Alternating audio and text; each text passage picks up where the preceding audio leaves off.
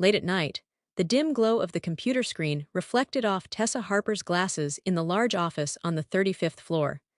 The only sounds that broke the near-complete silence were the soft clatter of keystrokes and the occasional faint sound of someone's deep sigh.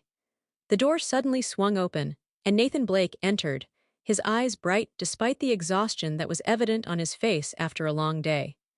He carried a thick folder in one hand, his tie already loosened at some point during the evening, and he said, "I thought you'd need this."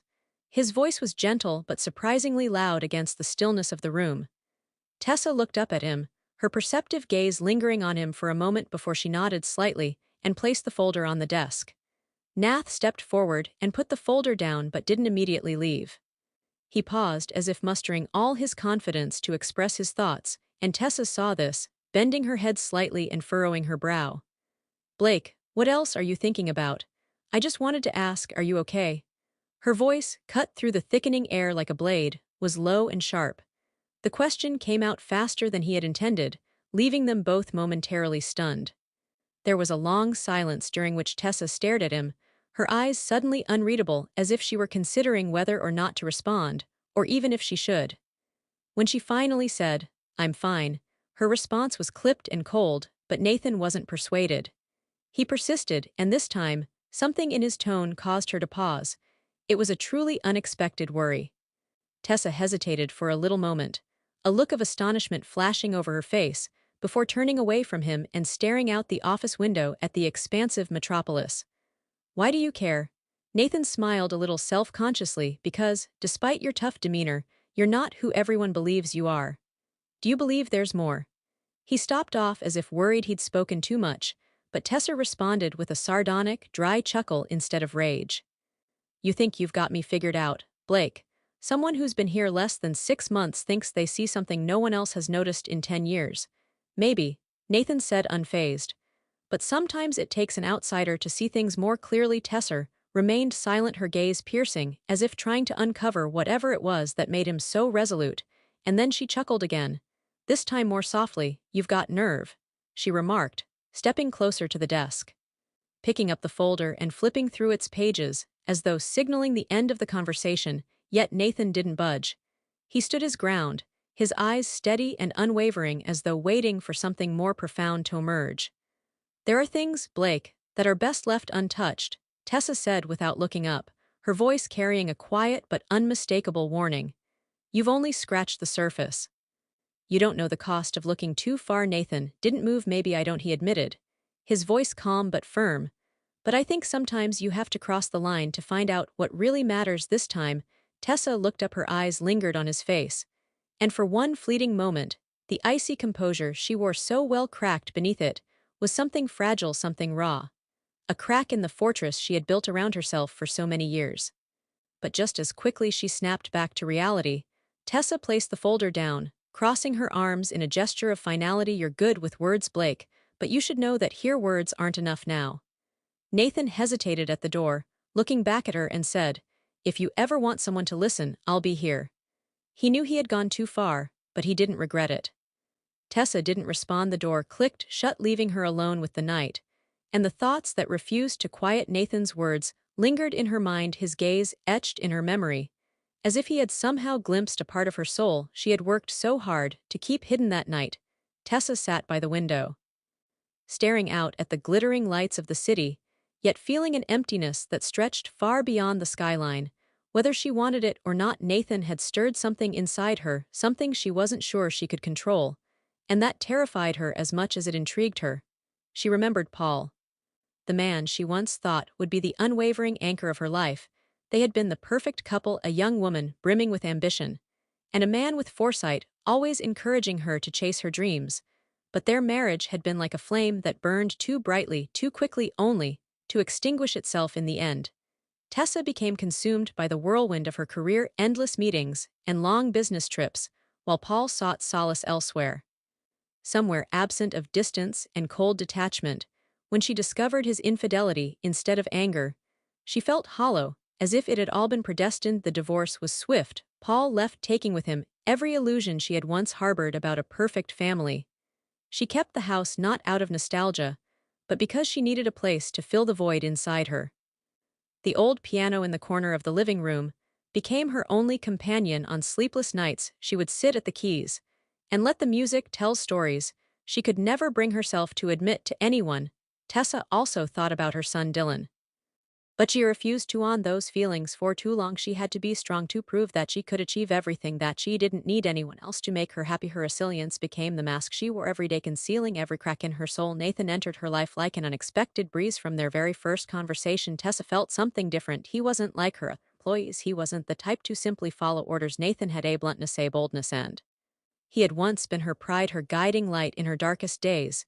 Yet she had failed to be the mother he needed during the most important milestones of his life. She was always too busy with work. Every promise of an evening together, a vacation, or even a morning conversation had been neglected. Dylan grew up self-reliant and distant, a silent reminder of the price she had paid for her career. These memories often made Tessa question whether it had all been worth it. At times, a naivety that caught her off guard. But those very traits reminded her of a younger version of herself, of a time when she still dared to dream and believe that anything was possible. The stories Nathan shared about his past also made her unconsciously open up. He had once been in love with a college sweetheart, a picture-perfect romance that ended bitterly when she chose her career over him. That pain had driven Nathan to constantly seek validation in his work and his relationships, and now, perhaps in her eyes, one evening, when Nathan asked about the piano in her living room, Tessa initially dismissed it with a wry smile, calling it nothing more than a decorative piece. But under his gentle persistence, she sat down and let her fingers glide over the keys. The music flowed out raw and haunting, telling a story she had kept locked away for so long. When the final note faded, she looked up and met Nathan's gaze. There was no judgment in his eyes, only understanding and empathy. In that moment, Tessa realized Nathan had seen a part of her no one else ever had, a part of her she had worked so hard to keep hidden, and that realization scared her, not because of him, but because of what she felt after all these years. Could she truly allow herself to be vulnerable with someone again? Their wounds began to find solace in each other. During those quiet moments, Tessa and Nathan, each carrying their own pain, their own journeys of loss and loneliness, discovered an unexpected comfort in their connection. Yet that comfort was like a small flame smoldering quietly, waiting for the right gust of wind to ignite into something uncontrollable, something that could shatter the boundaries they had tried so hard to maintain. That evening, the New York sky was heavy with gray clouds. Tessa Harper was sitting at her desk, looking over reports as her thoughts wandered far away. The city lights were weaker than normal, their glow weakly reflected across the office windows on the 35th floor. The echoes of her piano notes from the previous night still lingered in her head, stirring an unnameable feeling. She couldn't shake. A soft knock at the door broke the silence. Without looking up, Tessa already knew who was there. Nathan Blake stepped in, his white shirt sleeves rolled up to reveal strong forearms. He carried a file in one hand, but didn't place it down immediately, his gaze meeting hers with an ease no other employee dared to show. "I think we should revisit the strategy for this project," he said, his deep voice cutting through the quiet. "You have a few minutes." Tessa lifted her eyes, her cold and composed demeanor masking the faint stirrings of warmth within her. "It's late, Blake. You should go home and get some rest." But instead of leaving, Nathan pulled out a chair and sat across from her. "And so should you, but I guess neither of us is very good at taking advice."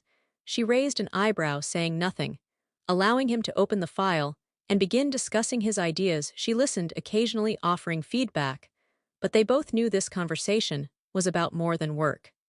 They were prolonging the moment, neither willing to be the first to leave. As the clock struck 11, Nathan suddenly looked up, something different in his eyes. "Have you had dinner?" She hadn't expected an employee to ask her such a private question, so she was taken aback when he did, but rather than feeling insulted, she found herself mildly amused. "No," she admitted reluctantly. "Well then we should get something to eat," he said, standing up with a resolute air. "You can refuse, but if you don't eat, neither of us will be able to think straight." Cess considered objecting, but his determination made her relent. For the first time in years, she found herself stepping out of the office late at night with someone else. And as they walked together into the bustling city streets, a part of her wondered what she was truly walking into. Tessa looked up, her cold eyes momentarily betraying a hint of weariness. "It's late, Blake. You should get some rest." But instead of leaving, Nathan pulled out a chair and sat down across from her. So should you. But I guess neither of us is very good at following advice. She raised an eyebrow, staying silent as he opened the file, and began presenting his new ideas she listened to occasionally, giving brief comments. But both of them knew this conversation was not just about work. They were stalling, neither wanting to be the first to leave, as the clock struck 11:00 p.m. Suddenly, Nathan noticed a new glitter in his "Have you had dinner?" he inquired, taking Tessa by surprise. She never thought a subordinate would ask her that, but rather than being irritated, she thought it was funny. "No," she grudgingly acknowledged. "Well, then we should get something to eat." Nathan stood up. His eyes were alight with determination. "You can say no, but if we don't eat, neither of us will think clearly." Tessa thought about protesting, but his enthusiasm softened her resistance. And so, for the first time in years, she left the office late at night with a colleague. Nathan took her to a small diner, tucked away in a narrow street, where warm golden lights bathed everything in a cozy glow. "I come here when I need to think," he said, as he pulled out a chair for her. "It's quiet, and no one bothers." They sat across from each other, and for the first time Tessa felt like she wasn't a boss. She was just a woman having a conversation with a young, passionate man. They talked about everything from her business trips to the creative projects Nathan was eager to bring to life. But what surprised her the most was the genuine care in his eyes. It wasn't the admiration reserved for a powerful leader, but an attention focused entirely on her as a person. When they left the diner, the rain had started to fall. Cold droplets splashed against her skin, making Tessa shiver without hesitation. Nathan shrugged off his jacket and draped it over her shoulders, a simple gesture that made her slow her steps. "Thank you," she said softly. But she didn't give the jacket back. They walked back to the office in silence, the sound of the rain mingling with their footsteps, creating a strangely intimate atmosphere. When they reached the door, Nathan paused, his gaze lingering on her. "Do you want to play the piano upstairs?" he asked. "Last time I heard you, but I didn't really get to see you let loose." The question made Tessa freeze. She stared at him, her eyes torn between logic and emotion. "You should go home," she said, her voice quiet but firm. Yet Nathan didn't move. He stood there watching her, as if waiting for her to make a different decision. And in that moment, Tessa felt something she hadn't allowed herself to feel in a very long time: aliveness, a sense of breaking free from the walls she had so carefully constructed. She couldn't quite remember what prompted her decision, but minutes later they were inside her apartment. The warmth of the space, the faint scent of wood, and the rhythmic patter of rain against the windows created an oddly intimate backdrop. Nathan stood beside the old piano, his fingers lightly tracing its worn surface. "Would you play something?" he asked, his voice low, almost like a whisper of invitation. Tessa sat down, her fingers hovering over the keys, instead of playing one of her usual pieces. She began a melody she had never shared with anyone before. The music filled the room, haunting and deep, pouring out emotions she had buried for years. When the final note faded into silence, Nathan stepped closer. And before she could process what was happening, his hand lightly touched hers. Their eyes met, and Tessa felt as if the world around them had vanished. His kiss came unexpectedly. But it wasn't forceful, it was gentle. The warm glow of the desk lamp softening the weary lines on her face. Papers piled high on her desk went untouched as her mind wandered elsewhere. Her life, once meticulously controlled, now felt like a chaotic storm, all stemming from one rainy night. Nathan had been avoiding her for days, and unspoken silence that made everything even more strained. Tessa understood he needed time, but his absence was a painful reminder of how far they had. Worse still were the murmurs in the office, the quick glances from coworkers as she walked down the hall. Like a quiet affirmation of everything they had both felt, but never spoken aloud. In that moment, Tessa didn't think about tomorrow. She didn't consider the repercussions. She just felt alive for the first time in years.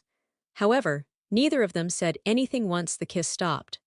They both knew everything had changed, and from that moment on they found themselves on a path that neither could turn back from. In the days that followed, Tessa sat in her office. The rumors had begun to spread, robbing her of sleep night after night. The door to her office swung open, without a knock. CLA Davenport, the head of HR, and Tessa's longtime confidant, entered with a stern expression. "We need to talk," CLA said, her voice steady but firm. Tessa looked up, her gaze meeting the intense worry on Claudia's face. She didn't need to ask. She already knew what this was about. CLA sat down across from her, arms folded across her chest. "Tessa." CLA sighed deeply and leaned forward. I'm not here to judge you, but you need to understand this isn't just about you. This affects the company, the team, and your reputation. I've heard what's going. Oh, don't tell me it's not true. Tessa sat back, her fingers interlaced tightly as if trying to ground herself. Do you even realize how far the rumors have spread? Tessa clenched her fists, her nails digging into her palms. I didn't mean for this to happen, but everything is not as simple as you think. Studied her for a long moment, her gaze unwavering. Then make it simple, Tessa. You know better than anyone that this can't continue. Nathan is nearly 20 years younger than you and you're his superior. If this comes to light, it could ruin both your careers. Tessa felt like she was being cornered, but she couldn't deny that CLA was right. How could she possibly untangle herself from something that had already taken root so deeply within her? She remained silent. And CLA didn't wait for an answer. You need to end this, before it spirals completely out of control, CLA said before standing and leaving the room. Leaving Tessa alone with the weight of her choices, Tessa sat in silence, her eyes fixed on the cold cup of coffee on her desk. She couldn't deny it. But she also didn't have the words to justify. She let out a long sigh and leaned forward, her tone softening just enough to convey her concern. I'm not here to judge you, Tessa, but you have to understand this isn't just about you. It affects the company, everyone around you. Do you even realize how far the rumors have spread? Tessa clenched her fists, her nails pressing into her palms, as if the pain could ground her. I didn't want for this to occur, but everything is more complicated than you may believe. Claw's eyes remained strong yet empathetic, displaying a combination of resoluteness and empathy. Tessa, please make things easy. You know better than anyone that this can't go on. Nathan is nearly 20 years younger than you. And you're his superior. If this gets out, your career will be over. Tessa felt like she was being backed into a corner. She knew CLA was right. But how could she end something that had embedded itself so deeply in her heart? She stayed silent, and Claire didn't wait for an answer. You need to end it, before it spirals completely out of control, CLA said as she stood. Leaving Tessa alone with the heaviest thoughts she'd carried in years. That evening, Nathan appeared at her office door. His face was tense, his eyes burning with a restrained anger. We need to talk, he said, his tone making it clear she wouldn't be able to deflect him this time. Tessa didn't know how to face him, but she understood that avoiding the conversation would only make things worse. They stepped inside her office, and Nathan closed the door behind him, though the small space immediately felt stifling, the air heavy with unspoken tension. What are you going to do, Tessa? Are you going to pretend nothing happened, or are you just going? He questioned, his voice shaking not out of fear but out of despair. Tessa sat down in her chair with her hands clasped tightly together and said, Nathan, we can't do this. Claire is right. This will destroy both of us. Nathan shook his head and took a step closer, his eyes filled with anguish. I don't care about the rumors, he said, because the only thing I care about is you, and I know you feel the same way I do, so why are we running from this? His words struck her like a sharp blade slicing through the turmoil in her heart, but her logical mind resisted. You don't understand. Nathan and I built this career from nothing. I can't let it all fall apart because of feelings. Nathan stared at her, his eyes glinting with a dangerous mix of pain and defiance. What about my feelings? Do you think I haven't considered this? Do you think I didn't know what I was getting into when we started this together, Tessa? I made a decision. What about you? Tessa stood, stepping back as if to put some physical distance between them. Nathan, I can't do this, I'm sorry. A bitter smile appeared on Nathan's face as he turned toward the door, but before he left, he stopped his voice and said, If you won't fight for this, then everything we've been through means nothing. Tessa felt as though her world had fallen apart, and as she looked out the window and watched his shadow vanish down the dimly lit hallway, she realized she had lost him, at least for the time being. Tessa stood motionless by the large window of her apartment, the face glow of street lights outside, casting pale reflections on the glass shadowing her face. The city below thrummed with life, but inside her everything had fallen silent. The days since Nathan had left were an endless void. She worked like a machine, mechanical and soulless, brushing off every look, every whisper in the office, but she couldn't escape the persistent ache of loss in her chest. Nathan was no longer at the office. His absence was a void she couldn't bear to confront directly. Management had started to ask questions, and CLA tried to smooth things over, saying Nathan was taking personal leave. But Tessa knew better. He had left, and there was no guarantee he'd ever return. One morning, as she flipped through a stack of reports, an envelope sat quietly on her desk. There was no sender, just a plain white paper that felt oddly heavy in her hands. Her fingers trembled as she opened it, revealing a small card with a few neat handwritten words: Little Cafe on Green Street, 7 p.m. I'll be waiting. The message was straightforward, but it made her heart race in a way she hadn't experienced in years. Tessa stared at the card, divided between fear and desire. She knew exactly who had sent it, and as the hours passed, the question kept coming back to her. Would she go? Could she allow herself to see him again? At 7:00 p.m., Tessa felt her heart thumping in her chest. She knew exactly who had sent the note, but Rose had weeks of hesitation. That evening, Tessa stepped into the small cafe. The gentle glow of warm lights and the inviting aroma of freshly brewed coffee created a space that felt unusually comforting. Nathan sat in a corner near the window, his hand wrapped around a cup of coffee while his eyes gazed out into the fading daylight. He seemed lost in thought, unaware of her arrival. Tessa paused for a moment, taking a deep breath before she made her way to him. Nathan turned as she approached, his gaze soft, yet tinged with a hint of distance, as if he had learned to mask his emotions. "Thank you for coming," he said, his voice low and calm. Tessa sat down, her hands resting on the table, her palms touching, as though seeking some form of stability. "Nathan, I don't know where to start." She began, her eyes meeting his. "What I did, what I said, none of it was fair to you." Nathan didn't respond immediately.